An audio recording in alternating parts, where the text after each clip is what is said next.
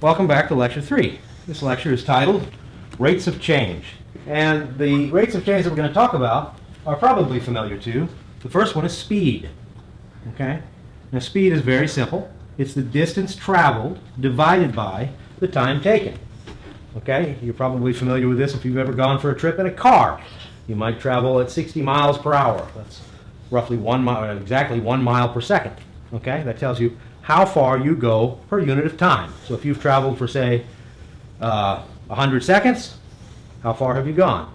If you're going 60 miles per second, 60 miles per hour. If you've traveled for 1 hour, how far have you gone? You've gone 60 miles. If you travel for 2 hours, you've gone 120 miles. So the formula for that is just distance traveled divided by time taken. Now, velocity, to contrast that, and we'll talk more about the vector quality of velocity in a later lecture, okay?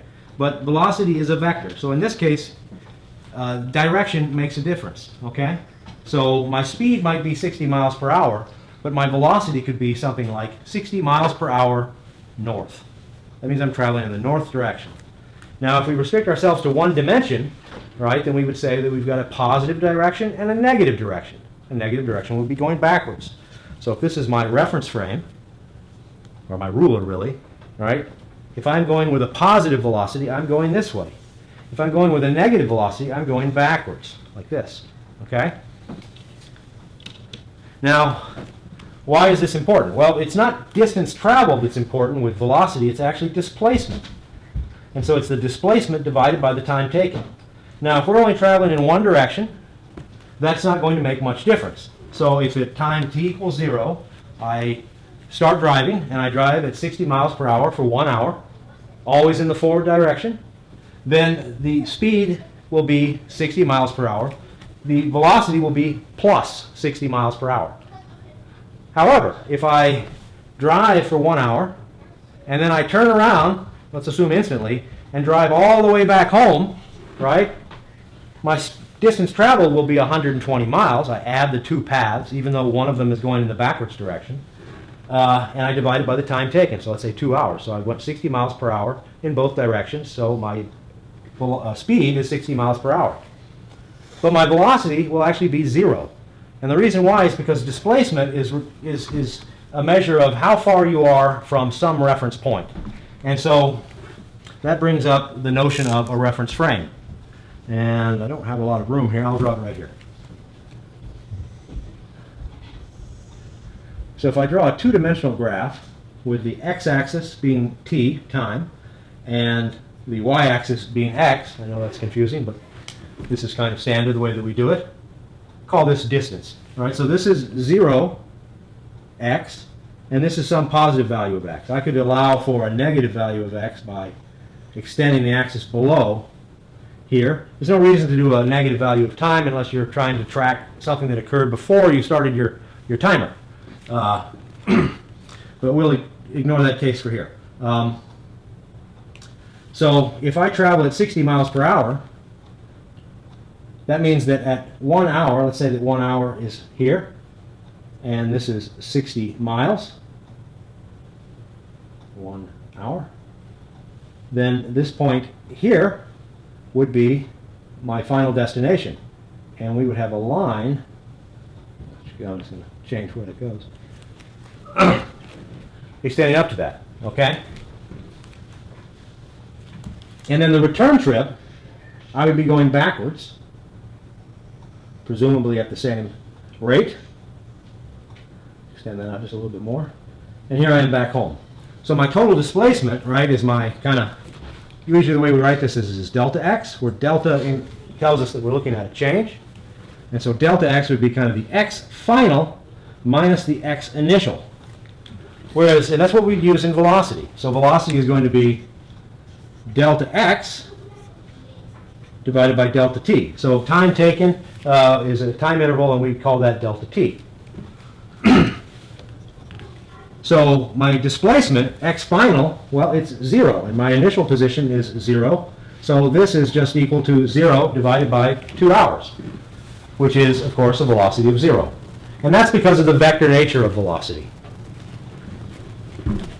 The speed, however, is the distance traveled. Well, I traveled 60 miles, and then I traveled another 60 miles. Now, even though I traveled in the opposite direction, I still have a total of 120 miles that I've traveled. So I have 120 miles divided by the time taken, which we presume is 2 hours. Notice if this is at 2, then our speed would be 120 miles divided by 2 hours, which is, of course, 60 miles per hour. Whereas this one was 0 miles divided by 2 hours, which is 0 miles per hour. Now I should point out that I say speed and velocity. What I really mean is average speed and average velocity. And the reason it's an average is because it's taken over this large interval. Instantaneous speed, that's the speed that we mean when we talk about a much smaller interval. In fact, we talk about an infinitely small interval. So if I were to look at how fast am I going right here, at that point right there, well, I can imagine, blowing this region up and considering an interval, say start it here, stop it there, and you can see that I've got, a delta t here and a delta x here, and I can take that as my measurement of the average velocity. But if it's really small enough, I can call it the instantaneous velocity, especially if the time interval over which I'm measuring is at kind of the limit of what I can measure.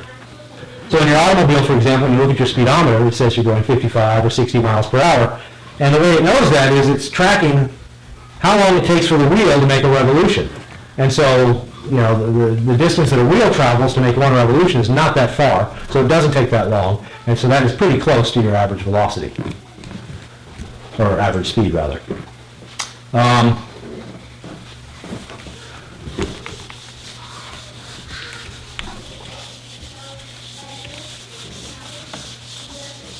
Oh, I erased the title. Rates of change.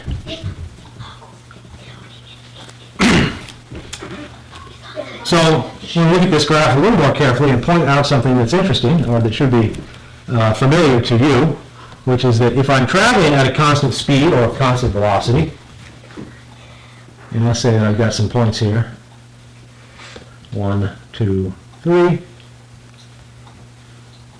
we're going to make this 10, 20, 30, and let's say that after 1 second I had traveled 10, we'll make these meters, and then after 2 seconds I had traveled 20 meters, and after 3 seconds I had traveled 30 meters, and we graph this, and use a straight edge here to get the line that we're looking for here. You'll see that this is in fact a line, and the velocity, or the average speed, is the slope of this line. So if we think of the measurement starting here at t equals 0 and going all the way to the end at t equals 3, right, we would get the average velocity there, which I'm just going to write v sub avg, is equal to, well, that's 30 meters, right, minus 0 meters, because that's where we started at 0, divided by 3 seconds, or that's pretty quick, but fine, 3 seconds minus 0 seconds.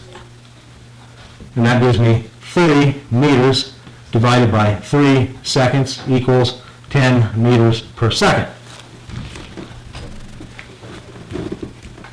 And the rise over the run, you'll recall, is the slope of a line. Right? The standard form of a line, in say slope-intercept form, is y equals mx plus b. I'm just going to change the variables to match what we have here. I'm going to say that it's equal to x equals mt plus b. B is the y-intercept, or in this case the x-intercept, where it intercepts the x-axis, and that's at 0. Right? So in our case, this goes to 0, and we're left with just x equals mt, where m is the slope of this line, and that's the rise over the run. If I were to look at the interval between, say, 1 second and 3 seconds, that's a smaller interval. Right? It's going to look something like this. In this case, the average velocity would be 30 meters minus, at 1 second, it's at 10 meters, divided by 3 seconds minus 1 second equals 30 minus 10 is 20 meters, divided by 3 minus 1 is 2 seconds, which is still 10 meters per second. That's because we're traveling at a constant velocity. And so we get a straight line for our position curve. And straight lines only have one slope. So in this case, the instantaneous velocity is the average velocity. And so that's kind of handy in cases like this, where we're traveling at a constant speed or velocity. One final thing I want to mention regarding these rates of change and these reference frames is that reference frames are just that. They're frames of reference from which you measure, and you can have more than one.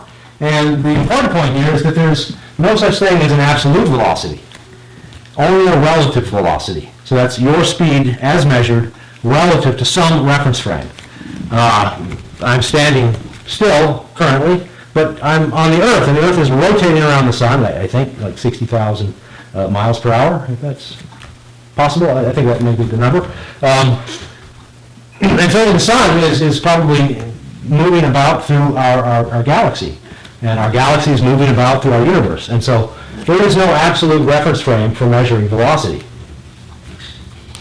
What if I have two reference frames? What if I had a train like this, and on this train we have a guy, and he's standing still, and he's got his own rulers here, right? So we could have a ruler on this train, and then there's a guy standing on the side of the tracks here, watching the train go by. Let's assume the train is going in this direction with some velocity. We'll just call it V sub s, or wait, I'm sorry, V sub t, for velocity of the train. Now, if I look at the position of some object, say this here, and this guy has his own reference frame, and we're going to synchronize these reference frames such that when these two guys were lined up here, we'll call that t equals 0, and we'll say that the zeros of their rulers were lined up at that moment right there. So just as they pass each other, we'll start our stopwatch for the purpose of measuring time intervals, and our rulers will be aligned at that moment. At a later time, however, this guy is going to move on down the track. So if he sees, say, a ball on the side of the track, he might measure it at, let's see, that's 1, 2, 3, 4, 5. But the guy on the track itself, right, that's not moving like the train is, might see it at 1, 2, 3, 4, 5, 6, 7, 8, 9. 9. So this guy sees it at 5, this guy sees it at 9. So in physics, we work with problems like this all the time. We have to look at two different reference frames and translate from one reference frame to the other reference frame. So if I want to ask about the velocity of this ball, let's say this ball was moving with a velocity v sub b, okay? And we'll just let this be, I don't know, 1 meter per second. We'll say the train is going, well, use 10 meters per second, since that was our previous velocity, okay? The guy on the tracks, right, he of course sees this as moving at 1 meter per second. That's the speed in his reference frame. That's what I meant by saying the ball is going at 1 meter per second. The guy on the train, however, is going to see it at a slower speed because he's moving in the same direction as the ball, okay? And there's a formula you can use to kind of translate between these, and it's pretty straightforward. It says that the velocity, you say the prime, the moving reference frame, okay? That'll be this one up here, so V prime is equal to the velocity in the unprimed reference frame minus the speed of the moving reference frame.